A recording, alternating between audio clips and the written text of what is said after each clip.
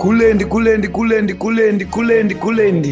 Gore rinera kudyiwa rinopisa ukaona ndakadai soka ndichida kugadzirisa zvinhu kuti tigare taonesana because mangwana handidi zvinhu zvinozonetsa vanhu vakutanga kuningirina because ndenda kusangana nenyaya dziri sensitive. Iko zvinezvi ndiri kunyatsoudzwa nyaya yevanhu vakafurira madzibaba veshanduko kuti vazokwanisa kunge vazokandirwa kusiwa vaa munyaya yekunzi ndo vakadistributa maflyers aya aikwana kuita 9000. Ayo maflyers aitaura nyaya dzekusimbisa VP Chiwenga, maflyers aitaura achidemonstrata akazvimirira ega against 2030 agenda iyo yakazongwe musocho yaitirwa kwaMutarika. Saka ndo pavaenda kunosaina that resolution 1. But nyaya resolution 1 ine makuwa mukati, ende nyaya resolution 1 ine misodzi yakawanda mikati, ende apamirwe vamwe vari kuchema, kune vamwe vatotaura kuti vakachikoredzeerwa nevanhu vasingazive, vamwe vatotaura kuti takabayiwa majekiseni 44 ane acid. Zvizhinji zvakaitika iko zvinezvi madzibaba veshanduko ndonzi vaitotadza kuenda kutoilet chaiko kunoita wiwi. Saka ndiri kunzwa nyaya iri kunzi madzibaba veshanduko was sacrificed by these G40 running dogs, Tsenengamu and Gomwe. The 9000 flyers the state is using against madzibaba veshanduko were meant to be distributed by Gomwe and Tsenengamu. Work with these characters at your own peril, blood swines. Saka nyaya yaita kuti nyaya iyo ibuditswe, it is because of this guy anonzi Tsenengamu, Godfrey Tsenengamu, ari kunzi adzokera kuenda kunolinga, kunoenda kunoita reconnect kumaroots ake, kuita kunotangidza futi kuenda kuna President Emmerson Mnangagwa achinokumbira regerero rwake zvinhu zvaaita, achitaura kuti ndada kudzoka kumusha, asi ari kungonzi hana zvaataurirwa. Pakungosvika kwake anzi vangomuti zidzoro. And the other thing vakati aiwa muchiri vana vadiki kaimimi, you make mistakes as you grow bad. Wakakurira mumusangano misikanzwa chete, welcome back. Mukomana ndo vatotambirwa, but onaika kune vanhu vaichovhera nevakomana ava ngatidai so against chakati, munhu akubva adzokera kupati. Patinozobuda tichitaura tichiti nyaya dzeZANU-PF musanyanyadzipindira mukaona vachirovana paya please. Munouya pana motanga kuti tuka futi, iwewe ndiwani unoda kutudzira zvekuita it's like sometimes ndogara chitoudza vanhu vakawanda kuti musanyopowa pressure, especially neteam diaspora. Kana uchiziva kuti iwewe unenge uri kana paground uchitamba uchilinga navanhu vanenge vari paground, please be very careful. Hakuna vanhu vanoda kuti teerera tichitaura nyaya idzodzo tinge tichinzi tiri kurotomoka. But nyaya yamadzibaba veshanduko haisi kundibata zvakanaka. Inyaya yekuti iri kundirwadza everyday, ndinogara ndichizvifunga kuti asi chokwadi shuwa here munhu anosvika pakusanganiswa nemaproblems akadai swaya. Umwe munhu arotodya achiguta izviso achiziva kuti akachikodzera munhu. Iko zvinezvi avakomana kuziva kuti vakafurira munhu, vakutodzokera life yavo yakutoraramika as usual. Zvinhu zvotongotarisirwa zvongoramba zvakadaro. Something must be done, but without wasting much of your time, ndosiya mukana uno pane something zviri kutaurwa nemumwe munhu angosenda a certain audio concerning madzibaba veshanduko. Sarai makateerera mozondiudza zvamuri kufunga in the comment section. Kulendi nyaya iri panapa inyandiwadza nyaya iri muZimbabwe. Kulendi madzibaba veshanduko wali zvakaoma, zvikundirwadza zvokuti ndikitenge ndinakarohwa Kulendi nini hanguchokita, but zvikundirwadza zvakanyanya kuti inyandiwadza nechekuti vanhu vakaenda kunombata madzibaba veshanduko Kulendi vakaenda mota 5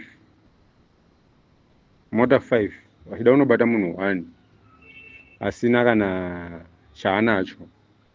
kana shamu asina, asi munobuda mota 5 kuti mota 5 dzinodhiraivha kunotora munhu 1. Vainotora munhu 1 vaida kutomuuraya futi. Aukamu munyika Kulendi kuti muneyo democracy. So ndochiti varume vakaenda kunotora madzibaba veshanduko vakamurowa, vatori nowana wavo nowakadzi nohama. Saka wana ivo kana vatori nowana wakuru, wana ivo vanenge vachitambira baba vachiti vabva kubasa, baba kutosvika nochikafu chokuti wana waje nolife youpenyu hwemumwe munhu, kunouraya mumwe munhu. Iye ndopoti kuti wana wako ndiwo waje wachiguta manje nokuti wauraya mumwe munhu. Kulendi hameno kuti inyika tiri kurarama yakaita sei, kuti unoenda wewe unoti uri pabasa uchinouraya mumwe munhu kuti iwe mhuri dzako dzichiye dzichiguta. Munyika yeZimbabwe ipi Kulendi tiri kurarama, hameno kuti ndozvakaendera here vanhu kuhondo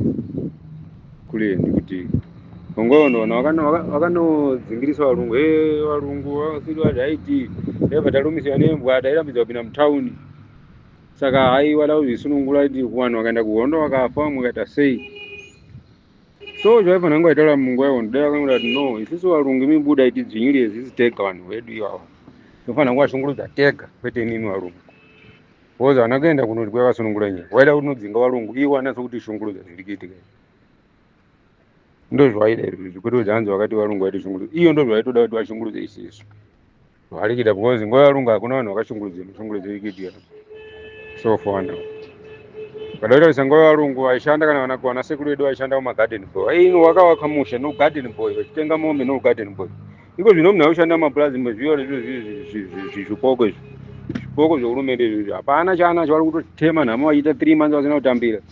but ndivo vacho vakuti kuyanzi akaenda kuhondo kuti sunungure nyika haukhamu kusunungura nyika kuti unoshandisa munhu 3 months 4 months asingatambire munhu achinzi kuuya kubasa every day umendo kusunungura nyika kwaitaura iro but nguva yarungu vanhu mairi mwedzi ukapera munhu aitambira mari yake magadheni vanga vanodzimba mamusha kana imo magara vakadziita dzimba musha vanozvifuyo zvavo asi areni garden boy but nhasi moti kuyarungu vaiti zvinyire aida kutora nyika yedu isi tizvitongeteko machitora nyika yacho maushandisa vanhu vacho hamuchavatambise futi mari so ndoponoona kuleni kuti tikutongwa nozvidhoma muzimbabwe muyo sataniki zvimavhamba hamuna vanhu bamwemi unzi kwai munovatonga michii zvese izvo zviye zvivanhu zvezanupeu zviye zvimavhamba zvitoma hamuna vanhu ba mukutoda nyasha dzamwari muzimbabwe nyasha dzamwari muzimbabwe mumwe kozi rikutongiwa nozvipoko muona kana vanhu vakutitonga muzimbabwe una nyika yakadaro zokuti inorarama mararamiro etirikuita iwaya kuleni irarama ilife ipi idhemokirasi ipi kuleni kana iye vakaitarisa iwe idhemokirasi ipi tisofa mazimbabwe vashando kwavanourayiwa kuti hanzi vataure kuti nyika maminerals ari kubiwa haasi kubiwa here oraite kana saka imhosva yekuti munhu ndovatika munhu ari kuba maminerals inga problem yekuti inouraya munhu iwo vanatagwirei vacho vanachibva vari kuba mari dzakawanda ndiwo vakutochengetwa namasoja futi ndiwo vakutochengetwa namasoja kuti vanyatsa kuba masoja acho vakutochengetwa vacho mwende ndototamba nhamo vanapinda itiende nochengeta munhu kuti aja achiguta iyo ndiwo uchitamba nhamo manje ndopoona kuti munyika medu kutongwa zvimavhambaya zvese zvivatungamiri zvinana chikubhaya zvinani izvo zvimavhamba izvo zizvani vanhu ngavasambotoita zvezanupeu munyika mukutoda nyasha dzamwari mukuda nyasha vafanana ipapa nochiumbwa chavanambuya nehanda ichochi kuti munhu anorambidza kudarika nopa chiumbwa ichochi chinonyanya kukoshesa chiumbwa kavakiwa chikaisiwa panhu pakanaka vanhu vanofamba nopasi iyo chiri pabhiriji paraido asi vanhu vanofamba vachimuzvengana nomota vanhu vafamba nepabhiriji ipo paya pano chiumbwa hachizi kuda kuti chidhoma chiripo paya chiri chiumbwa chambuya neha ichochi unoziva muzimbabwe muyo mudaiwo unzi zimaonero angu inini mafungiro angu daina nomota ndaipinda vaifanira kundiurayira ndamo muzimbabwe because zvavari kuita hazvibude asi mwari rioti mwari inoziva kuti vachaita kuda kwavo ndiwo vakasika denga nopasi ndiwo vakasika nyika saka nguva inokwana hakuna isingaperi ndingalashe duta riro ringaite sei ringanonoke because tatambulano navo asi hakuna isingaperi chimwe nechimwe chine magumo inokwana nguva chasununguka maybe netafa yedu but kusununguka zvinopera hakuna isingaperi ngavaitawo zvavari kuita but ukuru hwamwari vachahuona ukuru hwamwari vachahuona ngavasaite zvavari kuita kuda kushungurudza vana vezimbabwe kuti vachirarama mararamiro kana jobho zikaravakisa shungurudziwa nonyaya kuti hanzi kuda kupikisa ai ngavasadaro vanhu mavhomba izvezvi ndezvinezvi mavhamba izvezvi iyo ndovanoda kuti hanzi vataure zvavanoda vachiita zvavari kuita isisu tisachemeba iyo ukada uisika kukomera unikaiponda imuromo iwe tisakomburena idhemokirasi ipi iyo haiwa pakudiwega toita sei nditisuke because nozvidhoma izvi tikaita zvekutamba chatojia richifamba maimani masikati machena takatotaridza chajia richifamba ikadaita zvekutamba nezvidhoma izvi tapedza takutojia richifamba masikati chaiko chaiko ndoko zvinosvika tikatozotamba because zvipoko izvi hazvina tsitsinona hazvina kana tsitsinona zvina tsitsinona so madzibaba achambo ai pakaipa kule pakaipa pakaipa nopererwa masharu akatiza kunosungisa munhu ndosaka ini kule ndisi unenge taura zveZANU-PF zvazodii ZANU-PF handidi nozvinzwa apa ngaasungana hawo kana ari zvitaura zveZANU-PF zveZANU-PF hazvida handidi nozvinzwa apa chinhu chinonzi ZANU-PF ana nyoka yemabhunu vanatsvaura vaitaura vari kutaura zveZANU-PF ngaasiyana nezveZANU-PF izvozvo ivo adii kusiya izvi ZANU-PF vachinji vaifome imwe pati vasiyana neZANU-PF yakafanana nachiwenga ngade kuti taura zveZANU-PF upa ngaakubve ZANU-PF because chinhu chinonzi ZANU-PF is stupid party kulendi chinhu chinonzi ZANU-PF ngatisanyeperana chinhu chinonzi ZANU-PF is stupid party yezvipoko zvidhoma chinonzi ZANU-PF ngade kuzoya munhu aitaura zveZANU-PF baba ndakambotaura meseji kumashure uku ndikati uyu anonzi nyoka yemabhunu ngade kuti taura zveZANU-PF panapa ZANU-PF zvazo ndakazviita kuti ngade kuti taura ngagara achana kucheri koko because munhu anotaura zveZANU-PF hapana kuti ubatanidza kwanenge vachitaurira boti kwaiye nezimbabwe ngatibatani asi uchitaura zveZANU-PF izvo ndizvo uchiramba izvo